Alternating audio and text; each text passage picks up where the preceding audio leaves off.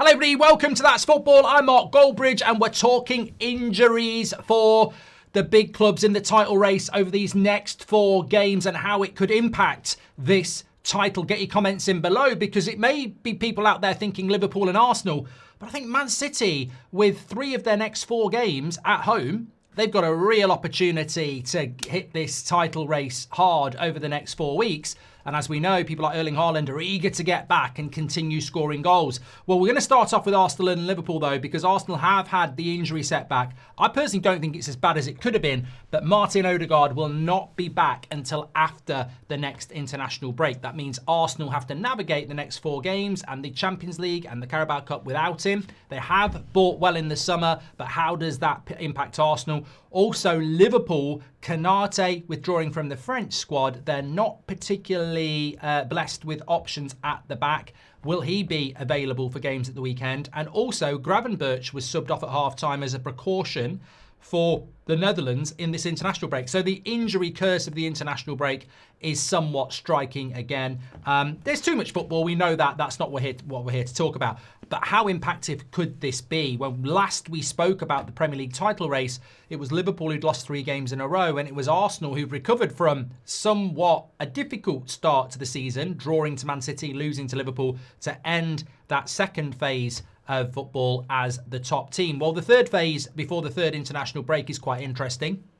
As I said, Liverpool looking to bounce back, probably have the hardest fixtures there, but Arsenal are going to be missing players. And I think the injuries are going to be a factor. I think, Man City at the moment looking okay. I know Rodri seems to be struggling to find full fitness, but I think if anything happens to Haaland, I think it's problematic for them. But they are carrying injuries themselves. I don't know if someone can tell us in the comments when Mamouche is back. We know that Cherki was sort of heading back as well. But I think Man City are dangerous. I think they're dangerous. I don't want them to be dangerous, but I think they are. Pep Guardiola could be building another team, and they have very favourable fixtures. Everton at home, Villa away, Bournemouth at home, Liverpool at home. If they take 4 wins from that, I reckon they'll be top of the league when we next visit this league table in the international break, because of course there's another 4 games before the final international break. And with Man City having 3 home games and 1 away game, yeah, Bournemouth are difficult, Liverpool are difficult, Villa away could be difficult, and Everton are doing well. But if Man City can imprint 4 wins on those 4 games, I think they become a very, very serious title contender. And I think Man City are the team to watch, in my opinion, over the next month. Something doesn't quite seem right about Man City, but I think this is the period. A lot of people are talking about Ruben Amorim. He's got Liverpool away, which we'll speak about in a moment. Brighton at home, Forest away, Spurs away. Will he be the manager that's facing the sack at the next international break? But in relation to the title race, I do think Man City also in Manchester are the team to watch. Now, on to Liverpool. They're in second place at the moment. They're a point behind Arsenal. Their next 4 fixtures, United at home, Brentford away, Villa at home, City away. And they've got some very intriguing Champions League games going on as well. Real Madrid, Eintracht Frankfurt away. So, the challenge isn't just the Premier League games. There are other games going on. I think City away, they've got to be ready for that. At the Etihad, they've got to be playing better. Over the last year, I would say Liverpool are better than City. By the time they go to the Etihad, they need to be showing that they are better than City. So I think that becomes a big game. That could be a changer in the title race. United at home at the weekend. Can Liverpool bounce back? It's hard to bounce back when it's an international break. It's an advantage to be at home, but I reckon we'll get some shock results at the weekend because some of these players, I think Alexi McAllister's actually playing tonight. So it's a long flight back. Where do you bounce back without the continuity to train? So I think, really interesting to watch Liverpool's next few games. You'd expect them against Brentford and Villa to get results, but then they are also the sort of games that they've struggled against.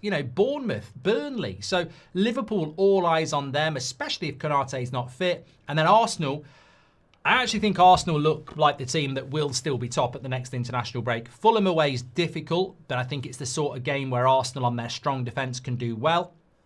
Then they've got Crystal Palace at home, which, look, Palace are very, very good, but we can't dismiss how good Arsenal are. Then it's Burnley at home where you'd expect them to win. Then it's Sunderland away. These are the games where if you're Arsenal, the reason I started with Man City and Liverpool is because Man City have an opportunity. But Villa away is difficult. Bournemouth and Liverpool at home are difficult. Liverpool, United at home, can they bounce back? Brentford away can be difficult. Villa at home could be a potential banana skin. City away is very, very difficult. But for Arsenal, well, we're a point ahead of Liverpool. We're 3 points ahead of Man City. Fulham, we should be going and getting a result. Palace at home, we should be winning. Burnley at home, we definitely should be winning. Sunderland away, we should be winning. Arsenal could actually extend their lead, and I think it's all eyes on Liverpool and Man City. Now, you might say, what about Spurs? What about Spurs? If Spurs can be up there by the time, we hit the next international break, we'll talk about Spurs. We'll talk about Bournemouth. Of course we will. But I think we all know it's Arsenal and Liverpool and maybe Man City. My honest take on the injuries is that it's probably more impactful for Liverpool. Gravenberch has said it was precautionary. He's fine. But if they lose him, that's a problem. Konate, look, had a bit of a thigh problem for the Chelsea game, apparently. If that is something, Liverpool are playing a game every 3 or 4 days now. And it's international football as well. If he has to be managed, how much of an impact does that make on that Liverpool defence, which is struggling at the moment? I mean, I can't remember who it was. I think it was Sol Campbell said this, actually. And although he does talk a bit of shit at times, like most ex-players sometimes do, he basically said that Virgil van Dijk is not in the top 3 centre-backs in the Premier League anymore. He was saying Saliba, Gabriel and Van der Ven. I think it's an interesting conversation because it's like, who's the best player in the Premier League at the moment? Who's the best player in the Premier League? Like Rodri and Salah are the 2 best players in the Premier League. They're not the best players in the league at the moment. So I would admit that Van Dijk at the moment probably isn't in the top 3 centre-backs in the league, but he still is in the top 3 centre-backs in the league, arguably the best on quality and reputation.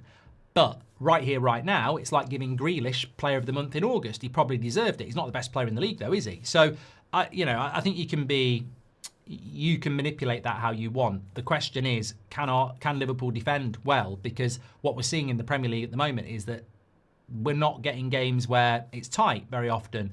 Teams can score. Teams are brave enough to go forward. And not everyone, people are being quite direct now. I saw a ridiculous thing today, and I can't remember where it was, but somebody done a league table on goals scored in open play.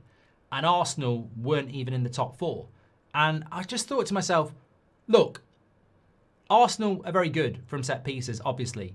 The only league table that matters is the real league table, and it's right there. We don't have a league table based on XG. We don't have a league table based on goals from open play.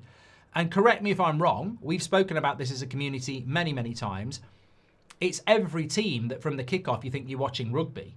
They're all lining up on one side of the pitch and kicking it for possession. It's every team that are launching long throw-ins into the box every chance they can. It's every team putting their corners on the goalkeeper.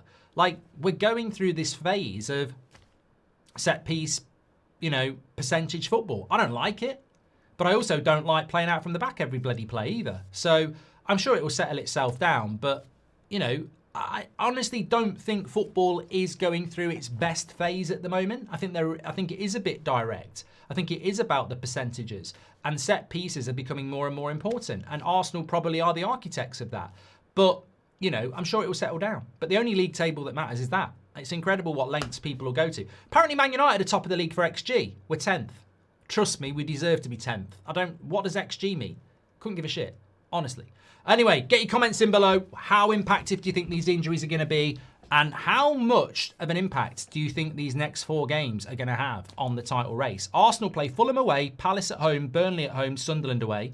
Liverpool play United at home, Brentford away, Villa at home, City away. And Man City play Everton at home, Villa away, Bournemouth at home, Liverpool at home.